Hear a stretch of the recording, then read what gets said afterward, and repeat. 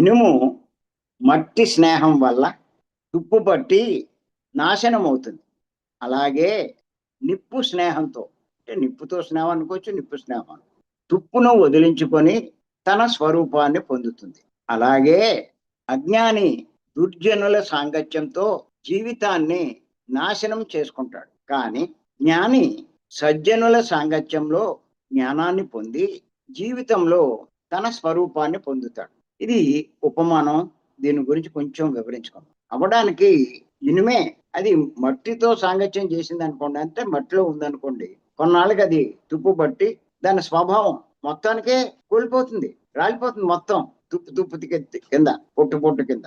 కానీ ఏదైనా సరే నిప్పుతో స్నేహం చేసినట్లయితే ఏమైనా కొద్దు గొప్ప ఉన్నా దాన్ని వదిలించుకొని మళ్ళా తిరిగి తన అసలు స్వరూపాన్ని పొందుతారు. అలాగే మానవుల్లో రెండు రకాలు ఉంటారు, అజ్ఞానులు, జ్ఞానులు అని. అజ్ఞానులు ఏం చేస్తారంటే దుర్జనులతో సాంగత్యం చేస్తారు. ఏం చేస్తాడు? దుర్జనుడికి ఏం తెలుసు? అన్ని తప్పులు చేస్తాడు, పాపాలు చేస్తాడు, చెయ్యకూడని పని చేస్తాడు, ఎన్నో రకాల వ్యసనాలు ఉంటాయి, అలవాట్లు ఉంటాయి, చెడు లక్షణాలు ఉంటాయి, చెడు గుణాలు ఉంటాయి, అలా చెయ్యకూడని పనులు చేస్తాడు. అటువంటి దుర్జనులతో వీడు సాంగత్యం చేస్తే, వారితోటే ఉంటే ఏమవుతుంది? కొన్నాళ్ళు వీడు కూడా అలాగే తయారైపోతాడు. మనం చెప్పుకుంటాం కదా, 3 మాసాలు ఒక తాగుబోతుడితో మనం ఉన్నట్లయితే మనము తాగుబోతులో అవుతాం. పేకాడేవాడితో ఉంటే వీడు పేకాడుతూ ఉంటాడు, కన్నాలు వేసేవాడితో ఉంటే వీడు కన్నాలు నేర్చుకుంటాడు. అదే కరెక్ట్ అనుకుంటాడు. సహవాస దోషం అంటారు దీన్ని. వాడు వీడే అయిపోతాడు అంటారు, సహవాస దోషం.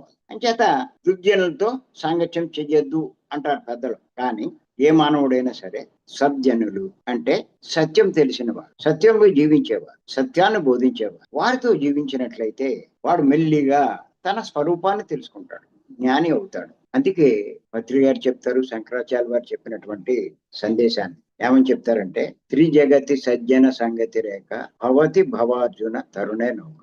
జీవితంలో తరించాలి అంటే, తరించడం అంటే తీరాన్ని దాటి, దుఃఖ తీరాన్ని దాటి ఆనంద తీరాన్ని చేరుకోవడం, దాన్నే తరించడం. తీరాన్ని, ఆ నౌక తీరాన్ని దాటాలి అంటే, ఒక తీరాన్ని దాటాలి అంటే ఆ మానవుడు ఆ దుఃఖాన్ని అధిగమించాలి అంటే సజ్జనుల సాంగత్యం చేయాలి, సత్యం తెలిసిన వారి సాంగత్యం. ఇప్పుడు మీరందరూ ఎందుకు వస్తున్నారు? ఈ క్లాసులకు ఎందుకు వస్తున్నారు?